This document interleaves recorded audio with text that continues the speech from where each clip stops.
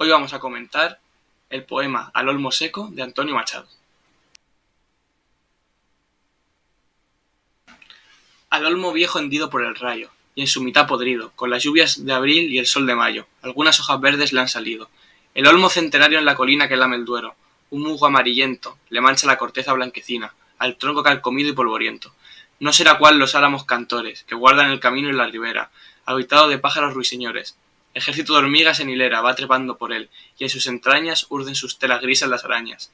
Antes de que te derribe el olmo de Duero, con su hacha el leñador y el carpintero, te convierta en melena de campana, lanza de carro o yugo de carreta, antes que rojo en el hogar mañana, ardas alguna mísera caseta, al borde de un camino, antes que te descuaje un torbellino, y tronche el soplo de las sierras blancas, antes que el río hasta la muerte te empuje, por valles y barrancas. Olmo quiero anotar en mi cartera, la gracia de tu rama verdadera.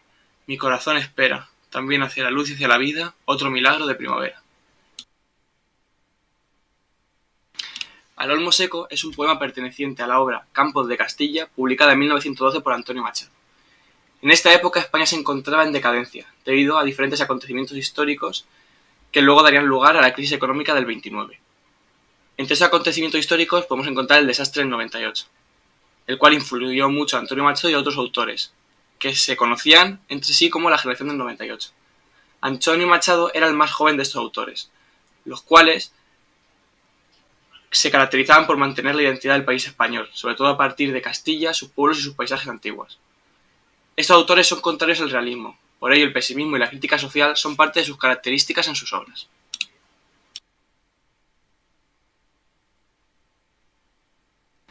La obra donde se recoge este poema, Campos de Castilla, pertenece a la segunda etapa de la poesía de Antonio Machado. Aquí comienza su poesía más histórica, donde el paisaje soriano cobra importancia gracias al detalle y las descripciones.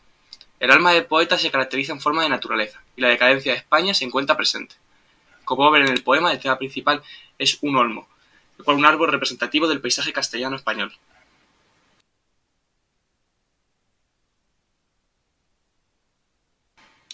En este poema, el autor nos describe un olmo que se encuentra seco y podrido, el cual está rodeado de otros olmos normales que están cerca de la primavera. Sin embargo, aunque el poema nos describa un olmo, realmente se trata de una personificación que hace sobre su mujer Leonor, la cual está en muy malas condiciones debido a su enfermedad. Por ello podemos encontrar algunos tópicos literarios como tempo fugit, cuando habla de antes que el río hasta la mar te empuje.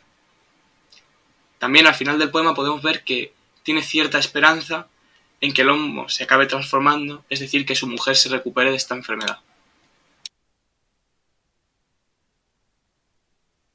En cuanto a la estructura, podemos diferenciar tres partes. La primera correspondería desde el verso primero hasta el verso quinto, donde se describe la situación del olmo hasta que comienza a transformarse. La segunda parte del verso 6 hasta el verso 15 nos establece la comparación entre el olmo seco y el resto de olmos de los que se rodea.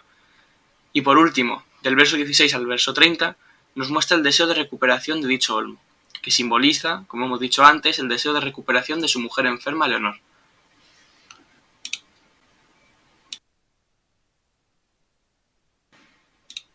En cuanto a las características de este poema, que corresponde a su segunda etapa, podemos encontrar el abundante uso de símbolos, que hacen referencia a la naturaleza del campo español.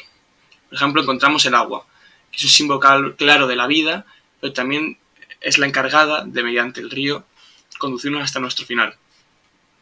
O la primavera, símbolo de juventud y vida, que en este caso usará para mostrar el deseo de recuperación del olmo, que hace referencia a su mujer. En cuanto al léxico, podemos ver que utiliza una excesiva cantidad de adjetivos, donde está muy centrado en la descripción del paisaje, muy común en las características de la generación del 98.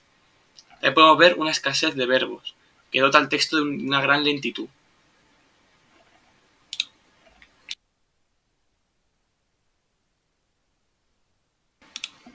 El poema está formado por 30 versos en decasílabos y heptasílabos, con rima consonante establecida a voluntad del poeta. El verso número 24 está sin rima. Es una forma métrica denominada silva, una forma sencilla que Antonio Machado utiliza con frecuencia en su poesía.